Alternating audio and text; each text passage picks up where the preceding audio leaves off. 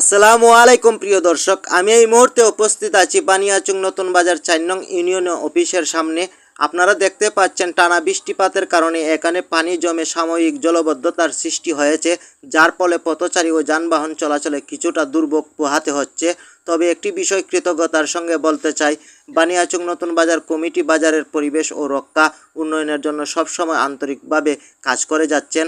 বাজার কমিটি তাদের নিজস্ব জমানো অর্থ থেকে বিপুল পরিমাণ টাকা ব্যয় করে পুরো বাজারের সিমেন্ট পাথর দিয়ে ঢালাইয়ের ব্যবস্থা করেছেন, যাতে সাধারণ মানুষ ও সুন্দর পরিবেশ চলাচল করতে পারেন।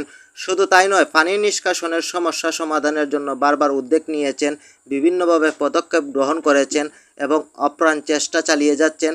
তাদের এই আন্তরিকতা ও প্রচেষ্টা বাজার কমিটিকে জানাই আন্তরিক ধন্যবাদ ও কৃতজ্ঞতা। তবে বাস্তবতা হলো, এই এলাকাটি নিচু হওয়াতে বৃষ্টির সময় এখানে প্রায় সময় পানি জমে থাকে। যদি এ বিষয়ে সরকারি কোনো পর্যায়ে কোনো উদ্যোগ নেওয়া হয়, তাহলে সমস্যার সমাধান অতি তাড়াতাড়ি হবে।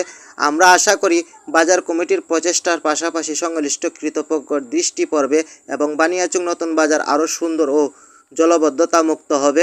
বানিয়াচংয়ের উন্নয়নে সবার সম্মিলিত প্রচেষ্টাই হোক আগামী দিনের শক্তি।